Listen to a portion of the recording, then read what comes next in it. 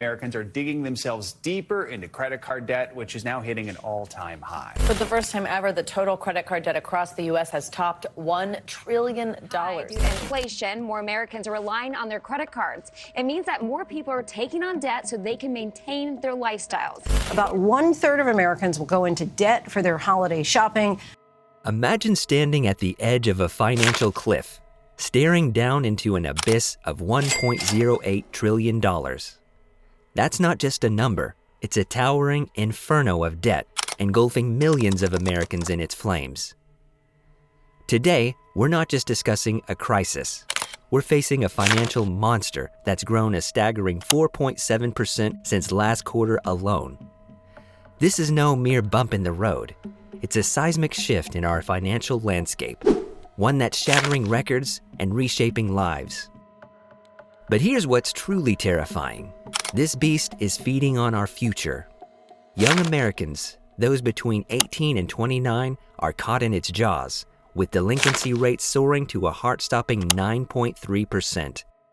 We're at a critical juncture where each swipe of a credit card could be a step towards financial ruin. High APRs, soaring debt, and the looming shadow of inflation. These aren't just challenges, they're harbingers of a potential economic calamity.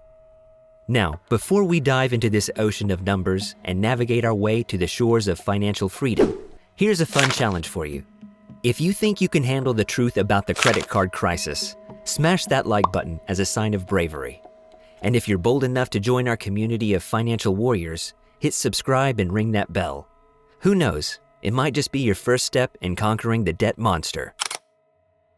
In the shadow of this towering debt mountain lies a deeply concerning landscape, the alarming delinquency rates. As of the latest data, the overall delinquency rates, which reflects accounts exceeding 90 days overdue, sits at a troubling 5.2%. While this might be a slight dip from previous figures, it's still a clarion call echoing the distress of many American families. This rate isn't just a statistic, it's a mosaic of millions of personal stories of struggle. Behind each percentage point are individuals and households grappling with the harsh reality of falling behind, of juggling bills and obligations, and of the relentless pressure of debt that refuses to budge. But the plot thickens when we zoom into the 18 to 29 age group, where the delinquency rate reaches a startling 9.3%. This figure isn't just alarming, it's a siren warning of the potential financial quicksand engulfing our younger generation. It paints a picture of young adults, fresh into their careers or higher education, already stumbling under the weight of financial obligations. This trend is more than a concern. It's a stark reminder of the need for robust financial education and support systems. It raises crucial questions about the economic future we're paving for the next generation and the kind of legacy we're leaving behind. Now, let's turn our gaze to a crucial aspect of this debt drama, the skyrocketing interest rates. Picture this. An average APR for new credit cards at a staggering 24.7%. It's the highest we've seen since 1994. Every time you swipe your credit card, the interest piles up faster than a wildfire spreads. This isn't just an increase, it's an explosion in the cost of borrowing. For many Americans, this means that their debt isn't just growing, it's accelerating at a pace that makes it increasingly difficult to keep up with. Every purchase, every bill, every moment of relying on credit is now more expensive than it has been in nearly 3 decades. But what does this mean for the average person?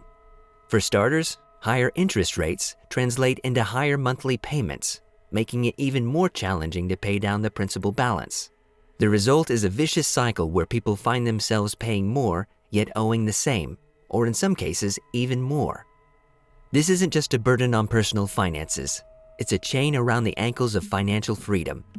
And as these rates continue to soar, the dream of escaping debt becomes more distant for millions.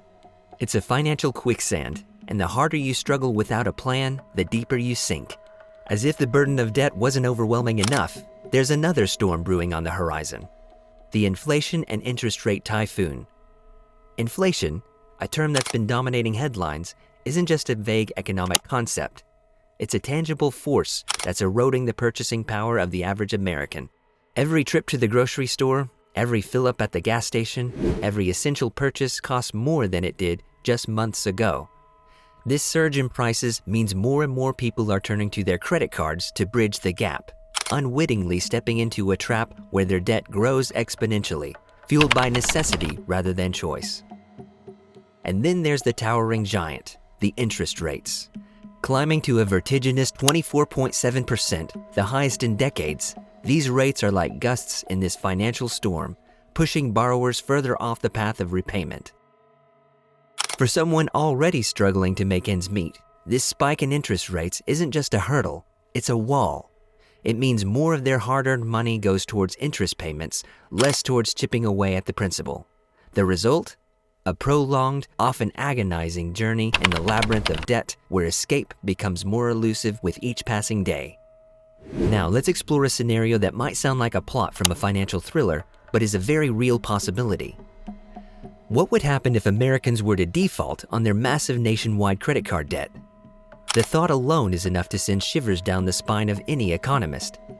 When individuals default on their credit card payments, it's not just a personal catastrophe, it's a domino that could topple many aspects of our financial system. Firstly, credit card defaults would strike a heavy blow to the banking sector. Credit card companies and banks would face massive losses as the money they've lent out isn't being paid back. This could lead to a tightening of credit across the board. Suddenly, loans and credit, even for responsible borrowers, could become scarcer and more expensive. This credit crunch could stifle consumer spending, one of the main engines of the US economy, leading to a slowdown or even a recession. But the ripples wouldn't stop there.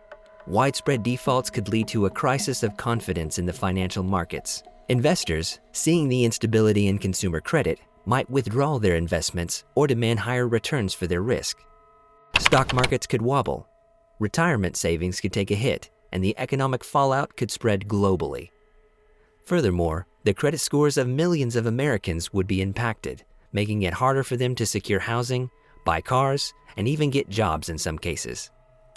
And let's not forget, the government might feel compelled to step in, possibly with taxpayer-funded bailouts, like we've seen in past financial crises.